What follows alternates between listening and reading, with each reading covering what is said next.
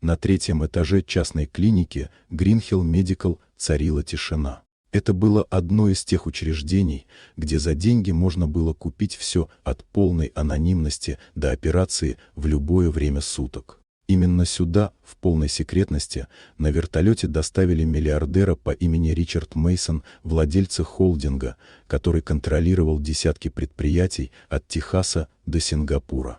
Он был без сознания, в тяжелом состоянии. Разрыв артерии, угроза внутреннего кровотечения. Вопрос стоял остро: или срочная операция, или смерть в течение часа. Дежурный хирург, доктор Питер Уоллес, был на месте.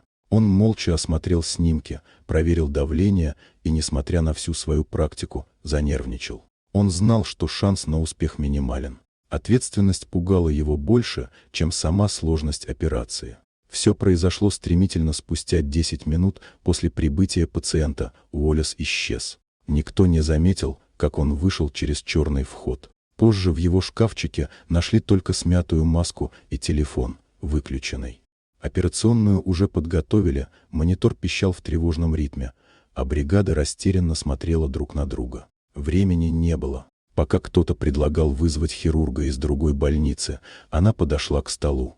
Ее звали Джулия Картер, обычная медсестра. Ей было 28, и последние 4 года она провела именно в этой клинике, ассистируя на операциях, наблюдая, учась. У нее никогда не было хирургической лицензии, и она никогда не брала скальпель в руки по-настоящему. Но сейчас она просто сказала: «Я могу оперировать», и надела перчатки. Бригада оцепенела, но никто не остановил ее. Она работала быстро и точно. Помнила каждое движение, каждую инструкцию, которую когда-либо слышала.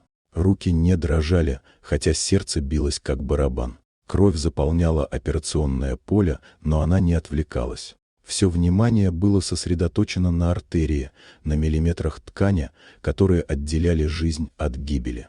Операция длилась почти 2 часа. Когда последний шов был наложен, монитор стал показывать ровный ритм. Ричард Мейсон выжил.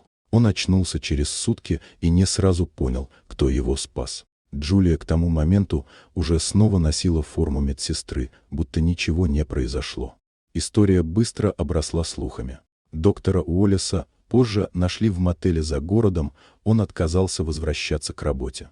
А Джулию вызывали в кабинет руководства, где ей предложили сделать выбор: уйти тихо или подать заявление в медицинскую комиссию с дальнейшим обучением и лицензией. Она выбрала второе.